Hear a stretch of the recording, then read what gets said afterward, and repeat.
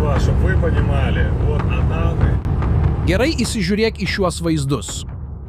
Jos buvo nufilmuotos vairuotojo, kuris važiuoja keliu, vedančiu į Kerčės tiltą Kryme. Jis važiuoja daugiau nei 100 km/h greičiu ir pro langą filmuoja šalia esančioje juostoje sustojusių automobilių eilę. Jis važiuoja, o eilė nesibaigia.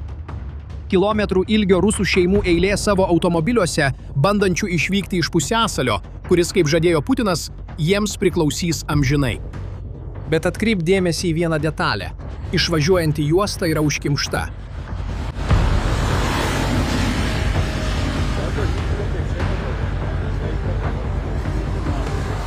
Įvažiuojanti juosta yra tuščia. Ne, tai nėra nepavykusi šventė. Tai jau trečias kartas, kai šis filmas rodomas.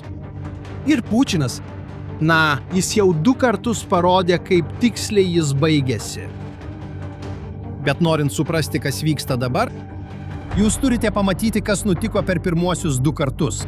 Mes tikime, kad Rusijai tai mirtinai pavojinga. 2022 m. rugsėjį Vladimiras Putinas užlipa ant pakylos priešais karo paminklą ir skaito kalbą žiūrėdamas žemyn.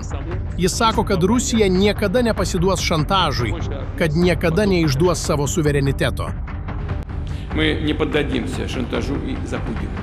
И никогда не предадим... Prieš kelis mėnesius buvęs prezidentas Dmitrijus Medvedevas buvo nuėjęs dar toliau, sakydamas, bet koks išpolis prieš Krymą, pasak jo, sukeltų paskutinio teismo dieną. Tai buvo absoliutus pažadai, o po kelių savaičių pirmasis iš jų buvo sulaužytas. Ukraina veržėsi į Chersoną, vienintelę regiono sostinę, kurią Rusija buvo užėmusi kare. O tas apokaliptinis atsakas, kurį Putinas buvo pažadėjęs, taip ir neatėjo. Jis atidavė miestą be kalbos, be paaiškinimo, tylėdamas. Tačiau antras kartas buvo dar labiau atskleidžiantis. 2023 metais Ukrainos saugumo tarnyba parodė CNN komandai ginklą, kurio niekas nevertino rimtai. Jūrų dronas pavadintas Sea Baby, gabenantis 850 kg sprogmenų. Vaizduose matyti tikslus momentas, kai jis naktį slysta vandeniu ir sprogsta atsitrenkęs į Kerčės tiltą.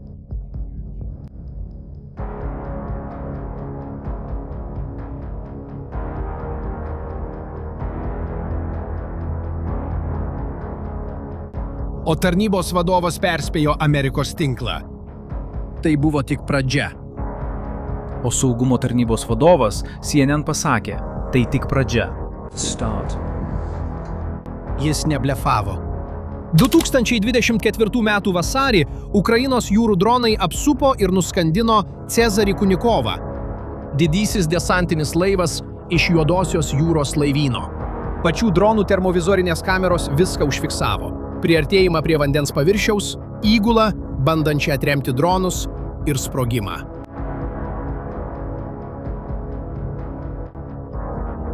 Šalis, kuri beveik neturėjo karinio jūrų laivyno, vieną po kito skandino Rusijos karo laivus. Ir žinote, ką padarė Putinas? Jis išvedė tai, kas liko iš Krymo laivyno, į uostus žemyninėje Rusijoje. Ir vėl jis tai padarė nepranešęs. Valstybinė televizija tiesiog apie tai neužsiminė. 2 pasitraukimai ir tas pats metodas. Neigti, sumenkinti ir tyliai atsitraukti. Dabar įsidėmėk tai, nes būtent tai paaiškina viską, kas bus toliau. Ir jei tau patinka taip giliai suprasti dalykus, užsiprenumeruok kanalą, nes būtent tokio tipo analizę mes čia darome kiekvieną savaitę. Dabar kyla klausimas, kodėl trečiasis pasitraukimas būtų kitoks nei pirmieji 2? Tikriausiai manote, kad šimtai tūkstančių rusų, gyvenančių Kryme, daro okupaciją stipresnę. Daugiau žmonių gyvenančių ten reiškia daugiau žmonių įleidžiančių šaknis, daugiau kontrolės, ar ne? Taip, bet yra visiškai priešingai. Ir skaičiai tai rodo. Po to, kai 2014 m. Rusija aneksavo pusiasalį, Vladimiras Putinas pradėjo masinės kolonizacijos projektą. Jis pasiūlė itin žemų palūkanų būsto paskolas tiems, kurie persikeltų. Kariai, teisėjai, gydytojai ir mokytojai buvo perkelti iš Rusijos su visomis savo šeimomis. 2021 metais dekretu buvo uždrausta užsieniečiams turėti žemės tame regione, įskaitant ir pačius ukrainiečius, kurie visada ten gyveno. Ir žinote, koks buvo to rezultatas? Okuponės valdžios oficialiai pripažįsta, kad 650 000 Rusijos piliečių persikėlė į Krymą.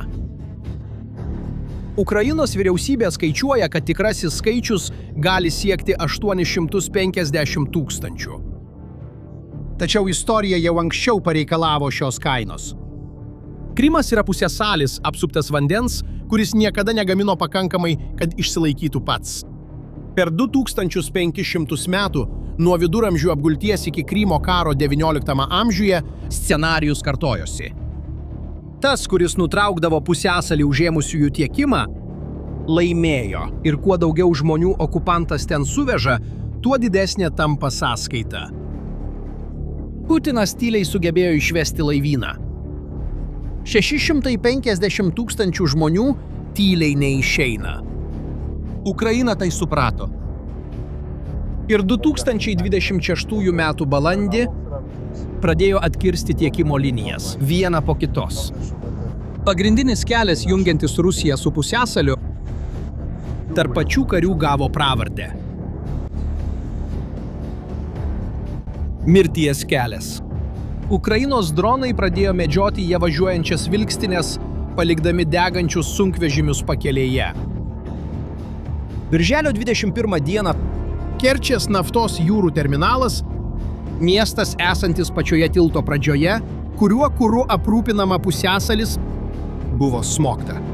Kitoje kanalo pusėje gyvenantys žmonės nufilmavo juodų dūmų stulpą, kylantį dienos metu, kai dangus buvo mėlynas. Kitoje Krymo pusėje, Sevastopolyje, didžiausiame pusiasalio mieste, pagrindinė elektros pastotė buvo užpulta 7 kartus per vieną naktį, pasak Ukrainos dronų pajėgų vado.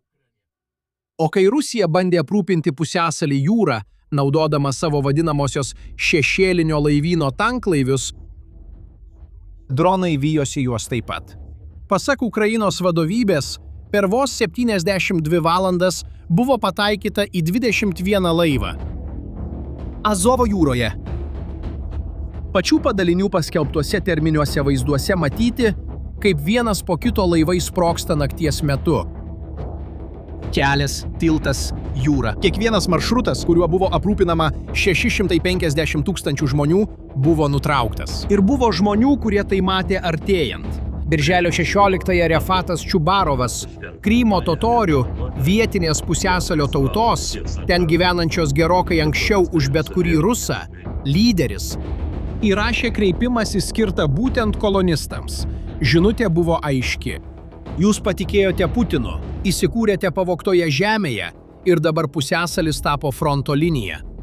Jis perspėjo, kad degalų trūkumas dar labiau paaštrės, kad žlugimas vyks grandininė reakcija. Ir įrašė frazę, kuri viską apibūdina. Kiekviena diena, kai Kerčės tiltas veikia, yra tavo galimybė saugiai išvykti.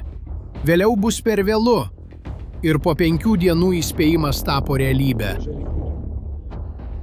Ta pačia birželio 21 dieną, kai Kerčės terminalas degė, Sergejus Aksionovas, Krymo administracijos vadovas, jis pasirodė per televiziją su pranešimu, kurio niekas anksčiau nebuvo girdėjęs. Nuo tos ryto visoje Kryme buvo sustabdytas degalų pardavimas gyventojams. Už viską galima atsiskaityti tik kortele. Viską. Ir atkreip dėmesį į detalę. Jis išvardijo mokėjimo būdus vieną po kito. Nes problema nebuvo kaip sumokėti. Problema buvo ta, kad daugiau nebuvo ką parduoti. Likęs benzinas buvo skirtas tik valstybės tarnyboms.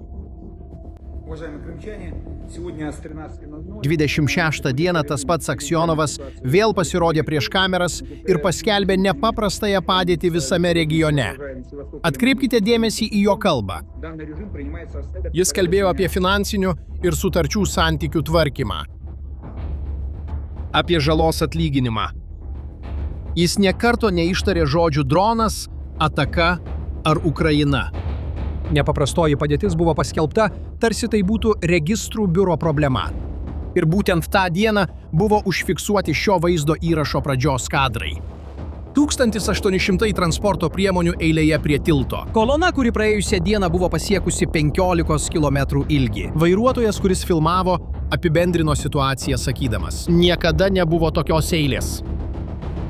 Tačiau tie, kurie negavo kuro pabėgti, liko. Ir čia prasideda svarbiausias šios istorijos momentas. Я обращаюсь к Москве и к Liepos 5 dieną viena Krymo gyventoja įrašė emocingą pasisakymą automobilyje, žiūrėdama tiesiai į kamerą. Tai buvo tiesioginis kreipimasis į Putiną. Jis pasakė: Рима. Вы обещали нам безопасность и нормальную жизнь. jūs mums pažadėjote saugumą ir normalų gyvenimą. O iš tikrųjų turime tuščias degalines, baimę, patikrinimus ir visišką nežinią. Žmonės nežino, kaip patekti į ligoninę. По телевизору Ir говорят, tada ji «Всё под pasakė контролем». frazę, kuri viską apibendrina. По телевизору говорят, все под контролем. Но если Per televiziją sako, kad viskas valdoma. контроля уже не Bet jei Krymas gyvena išgyvenimo režimu, tai jau nebėra jokios kontrolės. контролится невозможно. Ir baigėsi stipriu klausimu. Tiesioginiu. Klausimas, kurį tyliai savo uždavė šimtai tūkstančių žmonių. Кримiečiai nenori naujienų, jie nori atsakymų. Kodėl buvome palikti? Kodėl buvome palikti? Jis nežinojo, bet atsakymas jau buvo duotas. Prieš savaitę. Birželio 28 dieną, 2 dienomis po nepaprastosios padėties paskelbimo, Putinas davė interviu žurnalistui Pavelui Zarubinui, valstybinės televizijos. Paklaustas apie degalų trūkumą, jis pasakė: mes stebime tam tikrą deficitą, bet jis nėra kritinis. Ir pridūrė: yra žalos, bet visi pažeisti objektai greitai atkuriami. Tai nėra kritiška. Greitai atkuriami. Įsidėmėk šiuos žodžius, nes po 10 dienų pats Putino režimas juos paneigė jo akivaizdoje. Per oficialiojo vyriausybės vaizdo konferenciją Liepos 8 dieną Sevastopolio paskirtasis gubernatorius tiesiogiai pranešė Putinui, kad benzino litro kaina mieste pasiekė 197 rublius, daugiau nei 2 viršydama šalies vidurkį, 3 kartus didesnė nei prieš karą. Vyras, kuris sakė, kad nieko kritiško nėra, iš paties darbuotojo išgirdo apie žlugimo mastą. Dabar atkreipk dėmesį į tai, kas jau įvyko iki šiol. Jis paneigė. Jis sakė, kad nieko kritiško nėra. Jis menkino padėties rimtumą. Jis paskelbė nepaprastąją padėtį taip, lyg tai būtų tik biurokratinė procedūra. Ir jei prisimenate, ką kalbėjome vaizdo įrašo pradžioje, žinote, ko tiksliai trūksta. Tylus atsitraukimas. Tas pats modelis, žinote. Ir jo ženklai jau pasirodė. Pasipriešinimo judėjimas veikiantis pusiasalyje vadinamas Ateš. Teigia, kad 2 miestų administracijos gavo nurodymą evakuoti dokumentus ir oficialią įrangą. Ir kad pareigūnai jau pabėgo į Rusiją, naudodami valstybei skirtus degalus. Elitas pabėga pirmas. Gyventojams šios galimybės nesuteikiama. O rusų ekonomistas Igoris Lipsicas, šiandien tapęs vyriausybės kritikų tremtyje, neseniai duotame interviu nuėjo dar toliau. Jo nuomonė, sprendimas jau priimtas. Putinas nesiruošia organizuoti jokio humanitarinio koridoriaus, nes prašyti leidimo iš Ukrainos būtų pripažinti pralaimėjimą. Jis paliks žmonės ten ir vėliau kaltins ukrainiečius dėl to, kas jiems nutiks. Tai yra teiginys, o ne patvirtintas faktas. Bet atkreip dėmesį į vieną dalyką. Būtent tai ir atsitiko su laivynu. Būtent tai ir atsitiko Chersone. Tu jau matei šį filmą 2 kartus ir dabar jau turėtum pastebėti, kas vyks kitoje scenoje. Tiesa ta, kad Putinas nepraneš apie Krymo praradimą.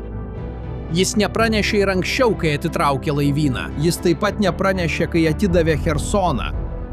Metodas visada tas pats – neigti, sumenkinti ir tyliai atsitraukti. Tegul kiti sumoka už pasiekmes. Tačiau šį kartą už tai moka konkretus žmonės.